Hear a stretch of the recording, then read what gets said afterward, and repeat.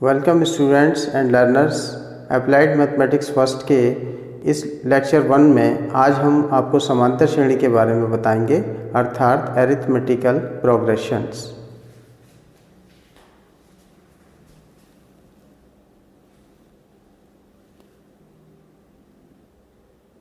आज के इस लेक्चर 1 में जो कंटेंट हम स्टडी करने जा रहे हैं वो इस प्रकार है। ये सबसे पहले हम समझेंगे सीक्वेंस के बारे में, देन सीरीज क्या होती है, फिर अरिथमेटिकल प्रोग्रेशन अर्थात एपी। उसके बाद हम किसी एपी का nth टर्म निकालेंगे to find nth term of an AP. उसके बाद फिर उस पर आधारित एक क्वेश्चन को हल करेंगे, solution of questions. Before understanding the arithmetical progressions, let me try to understand what do we mean by sequence. Sequence, सबसे पहले हम सीक्वेंस के बारे में जानेंगे। सीक्वेंस अर्थात अनुक्रम। क्या होता है अनुक्रम? आइए इसको समझते हैं। आइए फिर सीक्वेंस को समझते हैं कि सीक्वेंस क्या होती है। तो सबसे पहले सीक्वेंस में अनुक्रम, तो a function f such that from n to r is defined as a sequence of real numbers where n equal to set of natural numbers and r is set of real numbers। अर्थात एक sequence या कोई अनुक्रम एक ऐसा function होता है जो नेचुरल नंबर का फंक्शन होता है और जिसका जो आउटपुट आता है, जो रिजल्ट आता है, वो रियल नंबर होता है। और दूसरे शब्दों में इसको ऐसे भी डिफाइन कर सकते हैं कि when numbers are written according to a certain rule then it is called a sequence and generally denoted by the symbol this one। अर्थात जब संख्याओं को किसी विशेष नियम के अनुसार लिखा जाता है जो एक निश्चित नियम का पालन करते हैं, तो उन संख्याओं के क्रम को हम अनुक्रम कहते हैं अथवा उन्हें सीक्वेंस कहते हैं। और इस प्रकार के इस चिन्ह के द्वारा हम इसको प्रकट करते हैं। कुछ एग्जाम्पल्स हैं सीक्वेंस के, ये देख सकते हैं आप। जैसे ये फर्स्ट सीक्वेंस देख सकते हैं आप 1, जिसके नंबर्स जो टर्म्स हैं ये देख सकते हैं 1, 1/2, 1/3 एंड सो ऑन 1/n। तो इस सीक्वेंस को हमने इस तरीके से डिनोट कर सकते हैं 1/n।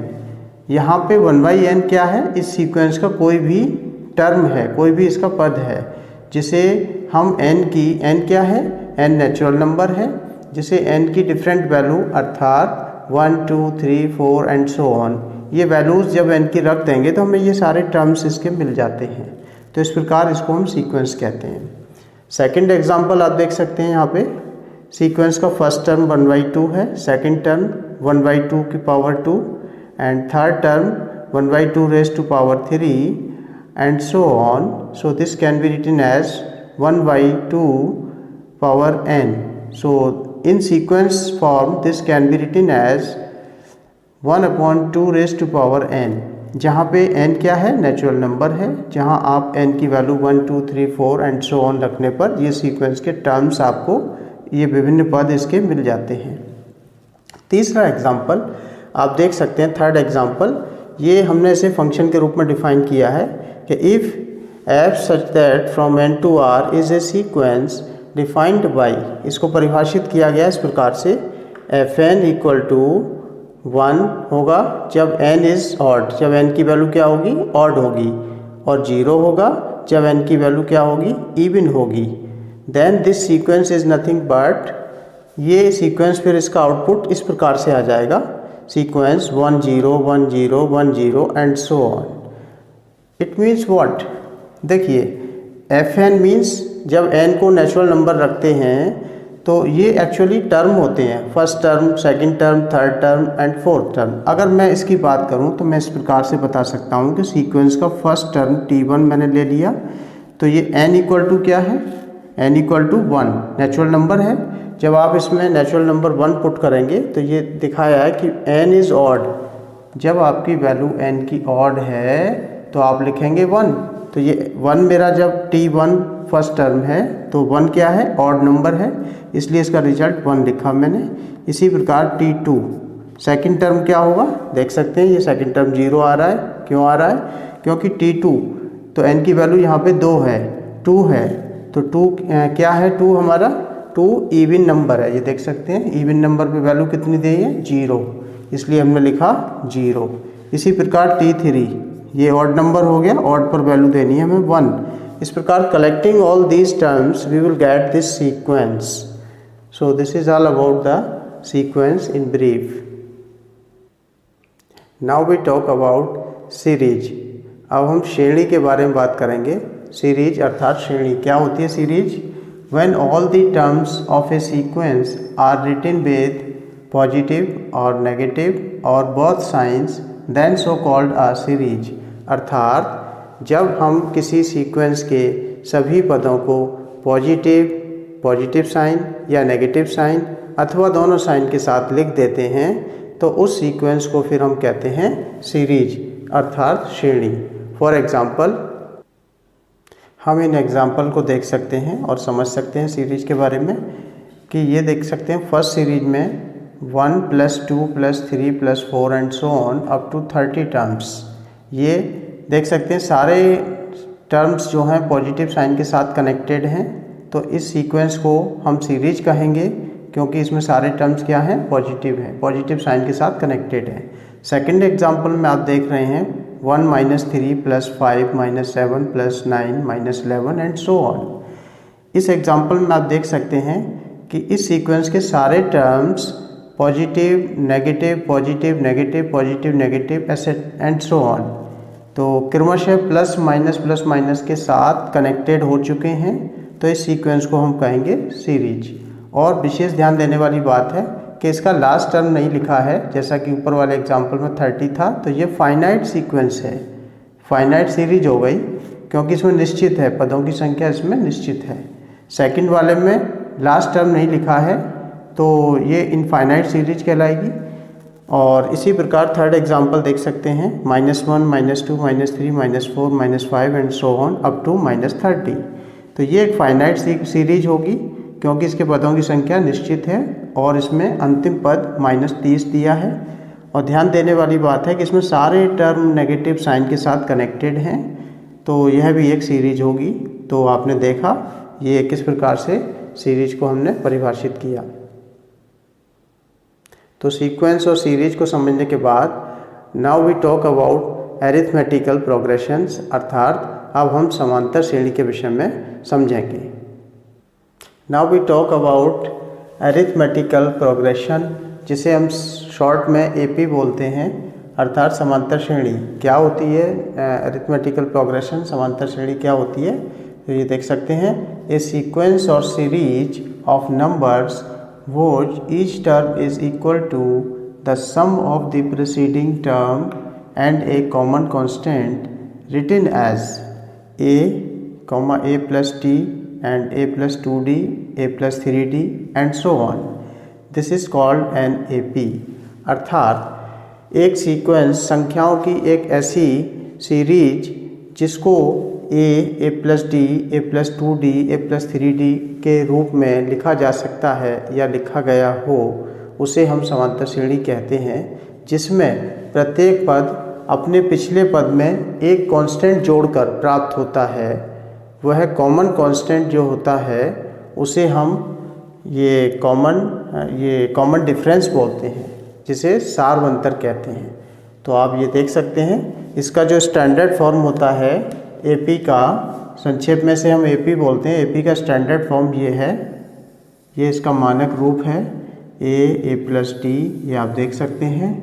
कोई भी सीरीज इस टाइप की हो जिसमें पदों में एक निश्चित समान अंतर होता है, आप देख सकते हैं a plus 2d में से अगर a plus d को घटाएंगे, माइनस करेंगे तो आपको d मिलेगा, और a plus d में से अगर आप a को माइनस करेंगे तो फिर आपको d मिलेगा। इसी प्रकार आप किसी भी टर्म में से उससे पिछले वाले टर्म को सब्ट्रैक्ट करेंगे तो आपको हमेशा एक कांस्टेंट मिलेगा जो d होगा। तो इस प्रकार बनी हुई सीरीज को हम समांतर श्रेणी कहते हैं।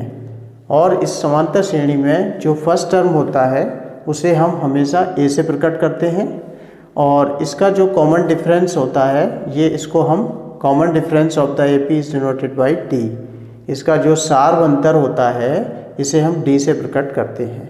एक एग्जाम्पल और आप देख सकते हैं। फॉर एग्जाम्पल मान लीजिए मैंने कोई सीरीज लिख दी 2, 4, 6, 8 एंड 10 एंड सो ऑन। तो आप देख सकते हैं ये फर्स्ट टर्म इसका a, अगर हम वैल्यू की बात करें तो फर्स्ट टर्म इसका a इक्वल टू 2 हो जाएगा। और आप देख सकते हैं इसका जो कॉमन डिफरेंस है d, उसकी वैल्यू आप किसी भी टर्म से पिछले वाले टर्म को माइनस करके निकाल सकते हैं। फॉर एग्जांपल मैंने 4 में से 2 को माइनस किया तो मुझे 2 मिलेगा। अगर मैं यहाँ की बात करूँगा 10 में से 8 को माइनस करूँगा तो मुझे अगेन 2 मिलेगा। So this is called common difference. तो मैं लिख सकता हूँ d इक्वल टू 2। तो आपने ये जो 2, 4, 6, 8 इसमें प्रत्येक पद में आप देख सकते हैं जो समान अंतर है, निश्चित अंतर है, समान अंतर होने के कारण इसको समांतर श्रेणी कहते हैं। This is called arithmetical progression.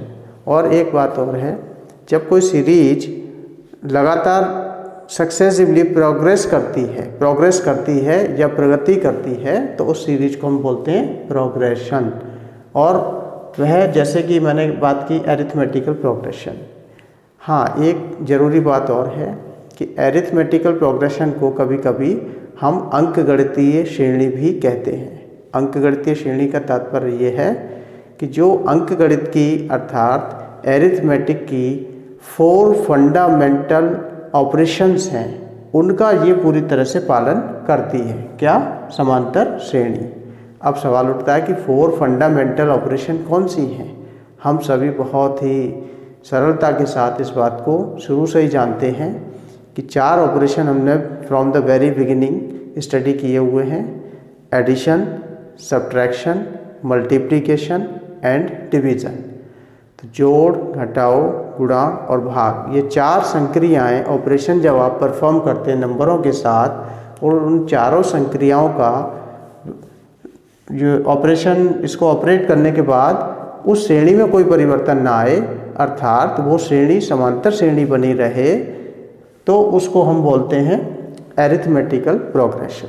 क्योंकि उसने एरिथमेटिक की 4 फंडामेंटल जो प्रॉपर्टीज़ या ऑपरेशन कह लीजिए उनको फॉलो किया, लेकिन उसका नेचर नहीं चेंज हुआ। नेचर मीन्स समान अंतर वाली श्रेणी। उसका जो कॉमन डिफरेंस होगा वो, अगर किसी एपी में आप कोई भी नंबर जोड़ दें या कोई भी नंबर घटा दें तो उसके डी पे कोई प्रभाव नहीं पड़ेगा, यानी कि उसका कॉमन डिफरेंस सेम रहेगा और वह श्रेणी भी समांतर श्रेणी कहलाएगी। फॉर एग्जाम्पल, अगर मैं आपसे बात करता हूँ, अगर मैं इसमें कोई एक निश्चित राशि को जोड़ दूँ या घटा दूँ तो इसके कॉमन डिफरेंस पे कोई प्रभाव नहीं पड़ेगा। फॉर एग्जाम्पल, मैं आपसे कहता हूँ कि इस सीरीज में सभी पदों में 1 जोड़ दीजिए, तो आप देखेंगे सीरीज क्या होगी। 2 + 1 हो जाएगा मेरे पास 3, और ये 4 + 1 हो जाएगा 5, और ये 6 + 1 मेरे पास 7 होगा, और 8 + 1 क्या होगा 9, 10 + 1 क्या होगा 11। अब आप यहाँ ऑब्जर्व कर सकते हैं कि D will not be changed here because when you subtract 3 from this 5 you will get 2. When you subtract this 5 from this 7 so you will again get 2. इसी तरह किसी भी पद में से उसका पिछला पद घटा देंगे तो आपको ये D सेम मिलेगा, D पे कोई प्रभाव नहीं पड़ेगा, और ये भी समांतर श्रेणी है क्योंकि प्रत्येक पद में समान अंतर देखने को मिल रहा है। अगर मैं आपसे बात करता हूँ कि इसमें से प्रत्येक पद में से एक को घटा दीजिए, 1 माइनस कर दीजिए, so again you will get the AP and there will be no change in D। तो ये देख सकते हैं, मैंने कहा कि 1 में सभी पदों में से एक घटा दीजिए, कोई कांस्टेंट को घटा दीजिए, तो ये होगा 1, 4 - 1 3 हो जाएगा, 6 - 1 क्या होगा 5 हो जाएगा, और 8 - 1 क्या होगा 7, 10 - 1 क्या होगा 9 एंड सो ऑन। तो आप देख सकते हैं यहाँ भी कॉमन डिफरेंस हमारा D है। तो एडिशन और सब्ट्रैक्शन की ऑपरेशन की तो भी सीरीज हमारी जो नई सीरीज आ रही है वो भी समांतर श्रेणी होगी। इसी प्रकार अगर हम इसी सीरीज में किसी नंबर से मल्टीप्लाई कर दें और या किसी नंबर से डिवाइड कर दें, इन दैट कंडीशन क्या होगा, D तो चेंज हो जाएगा लेकिन हमारी सीरीज जो नई वाली सीरीज आएगी वो AP ही बनी रहेगी, समांतर श्रेणी होगी। उसका मल्टीप्लाई करने पर क्या होगा, उसका कॉमन डिफरेंस जो होगा वो भी उतने नंबर से मल्टीप्लाई हो जाएगा जिस नंबर से आप इसमें मल्टीप्लाई करेंगे। अगर आप डिवाइड करेंगे तो उसका जो कॉमन डिफरेंस होगा वो भी उस नंबर से डिवाइड हो जाएगा। लेकिन जो नई सीरीज बन के आएगी वो क्या होगी, वो नई सीरीज हमेशा AP ही होगी। इसलिए उसको हम अरिथमेटिकल प्रोग्रेशन भी कभी कभी कहते हैं। आइए अब समांतर श्रेणी का nवां पद ज्ञात करने का फॉर्मूला निकालते हैं। सूत्र क्या है इस पर विचार करते हैं। इसको कैसे निकालते हैं, मान लीजिए हमारे पास कोई AP है, ये स्टैंडर्ड फॉर्म में लिखी हुई है a + t, a + 2d, a + 3d and so on. ये हमारे पास कोई समांतर श्रेणी है। तो हम देखते हैं कि इसमें प्रथम पद फर्स्ट टर्म जिसे हमने T1 माना है वो क्या होगा, a है, ठीक है।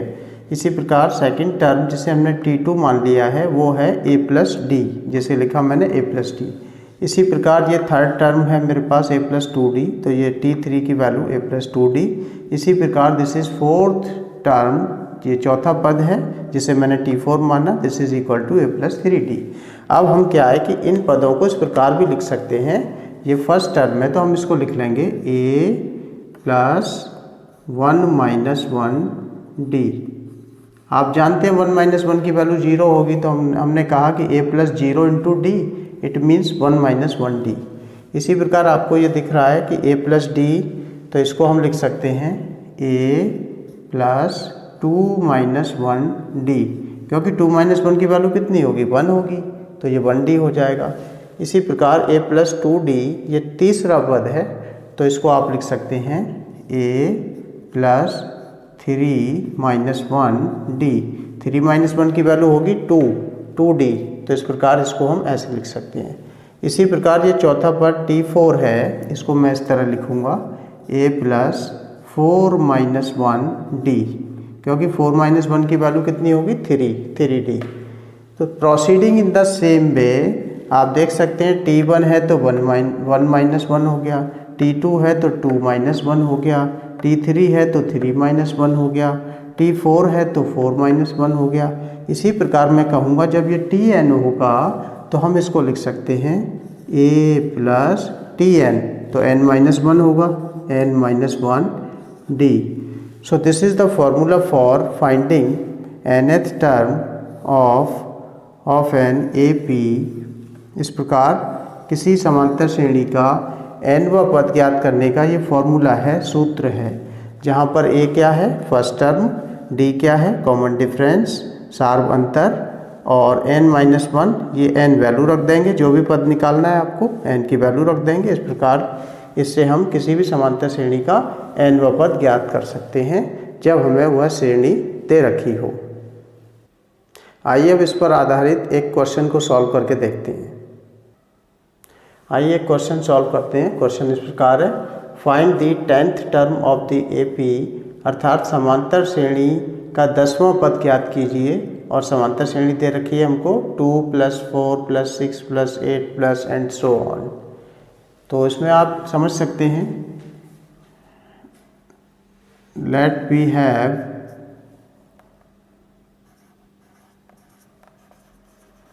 हमारे पास क्या दिया हुआ है, समांतर श्रेणी दे रखी है, इसको हम यहाँ लिख लेंगे। कितना है, 2 + 4 + 6 + 8 एंड सो ऑन। तो इस समांतर श्रेणी का हमको 10वां पद निकालना है। इसके लिए फर्स्ट ऑफ ऑल हम देखेंगे इसका फर्स्ट टर्म क्या है, ये देख सकते हैं। तो यहाँ लिखेंगे फर्स्ट टर्म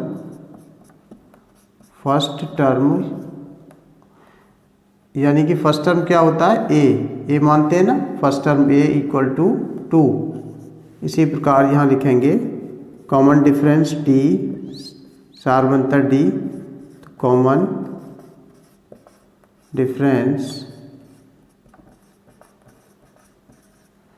डिफरेंस को हमने d मान लिया। ये तो आप देख ही रहे हैं कि इसमें प्रत्येक पद में 2 का अंतर है, तो ये समांतर श्रेणी होगी, ये इसकी पहचान हो गई। और d किसी भी टर्म में से आप पिछले वाले टर्म को माइनस कर देंगे तो आपको d की वैल्यू मिल जाएगी। सपोज मैंने ये 6 ले लिया, तो 6 - 4, 6 में से पिछला टर्म 4 को माइनस करूँगा, तो मुझे मिल जाएगा 2। इसी प्रकार मैं कह सकता हूँ कि 8 में से 6 को माइनस करेंगे फिर भी 2 मिलेगा, 4 में से 2 को माइनस करेंगे फिर भी 2 मिलेगा, because this is an AP।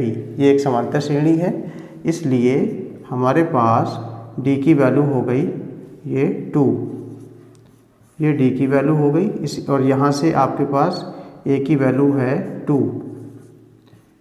First term प्रथम पद A बराबर 2 हो गया।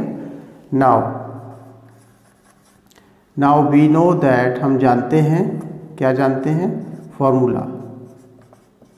We know that the nth term of an AP is given by Tn is equal to A plus n minus 1 D। ये फॉर्मूला भी हमने आपको बताया था। तो n यहाँ पे क्या है, हियर हमें फाइंड आउट करना है इसमें T10। Here we want to find value of T10, अर्थात समांतर श्रेणी का 10वां पद ज्ञात करना है, तो Tn को हम बोलेंगे T10। तो इससे n बराबर हमको 10 मिलेगा, 10 मिलेगा। सो T10 इक्वल टू A की वैल्यू D की वैल्यू यहाँ पुट कर देंगे, A की value 2 plus n minus 1, n बराबर कितना है यहाँ पे 10, तो 10 माइनस 1 एंड D, तो D की वैल्यू आपके पास 2 आई थी, तो ये D की वैल्यू। अब आप इसे सॉल्व कर लेंगे, तो 2 प्लस ये हो जाएगा 9, 9 2 ज़ा 18 and this is 20। So we have find the value of 10th term T10 equal to 20। This is answer. अतः आपने देखा इस प्रकार कि इस समांतर श्रेणी का 10वां पद हमने इस फॉर्मूले से किस प्रकार ज्ञात किया। इसी प्रकार आप समांतर श्रेणी पर आधारित जो प्रश्न होंगे, जिसमें nवां पद ज्ञात करने का जो सूत्र है, उस फॉर्मूले पर आधारित जो प्रश्न होंगे उनको आप घर पे करके देख सकते हैं। Thank you.